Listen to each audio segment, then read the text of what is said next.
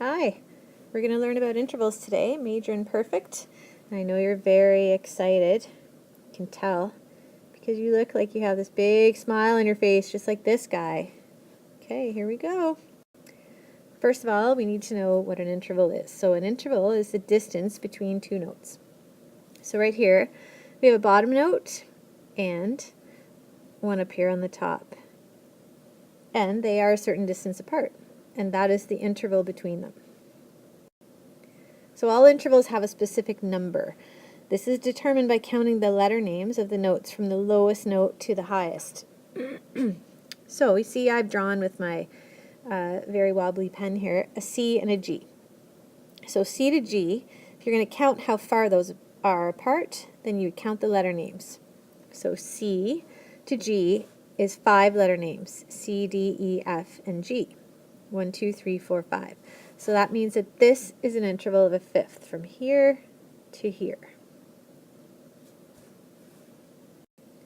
So how big are these? So we're going to count them the same way. We're going to start with the bottom note. We're going to count letter names or lines and spaces until we get to the top.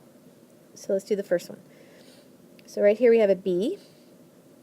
So we're going to count B, C, D, E, and F.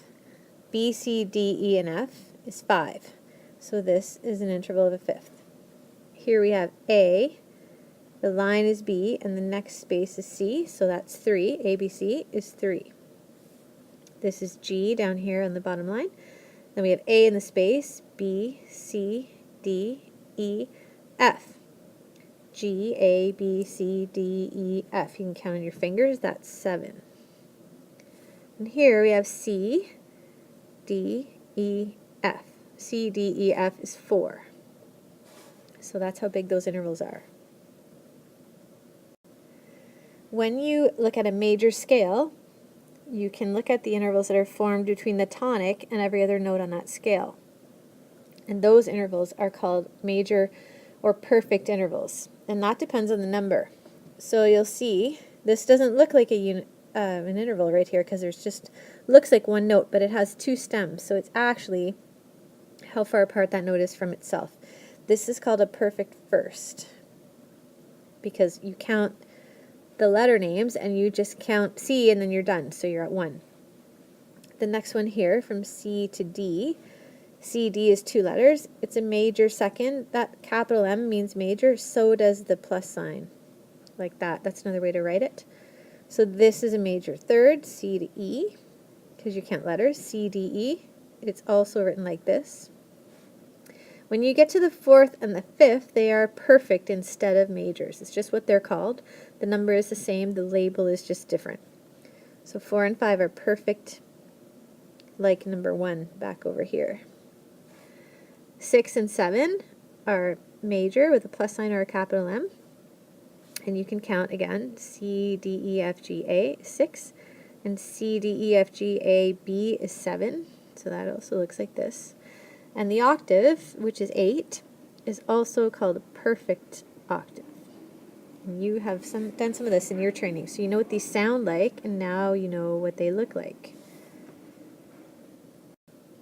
So we're going to draw some intervals above D for practice. So here's the D major scale. It has 2 sharps in it, F and C.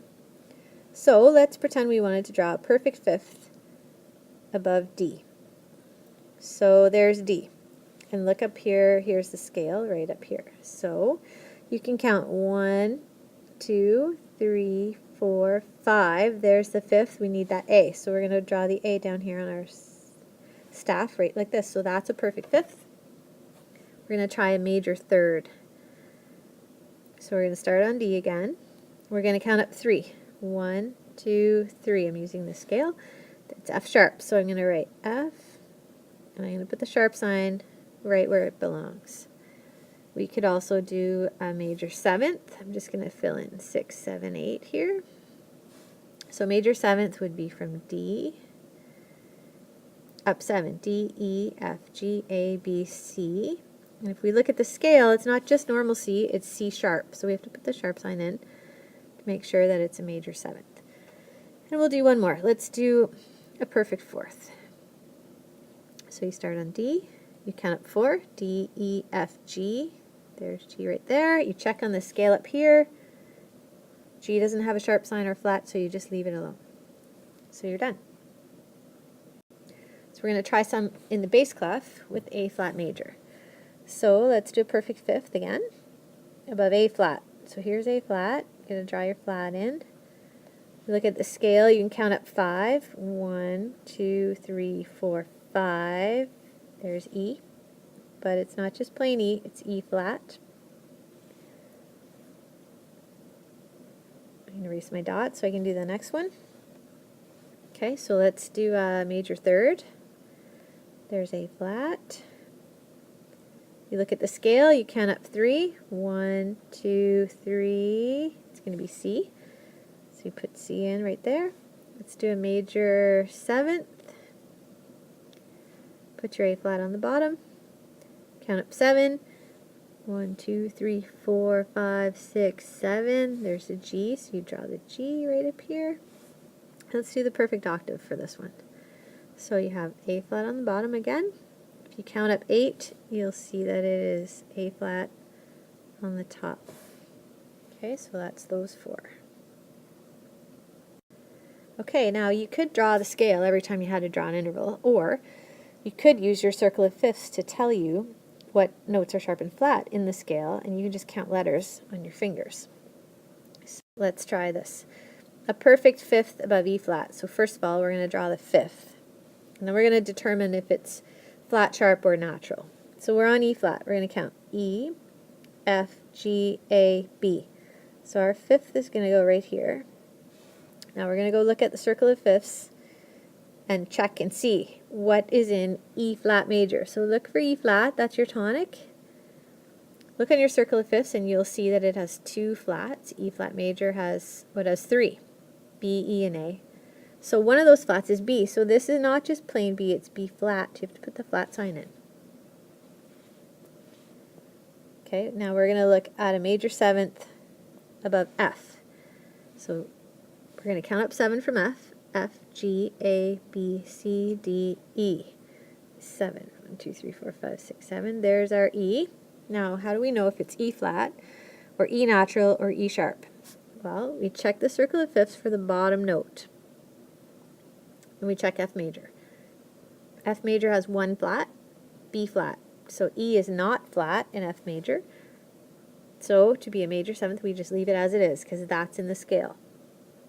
And we're going to do one more.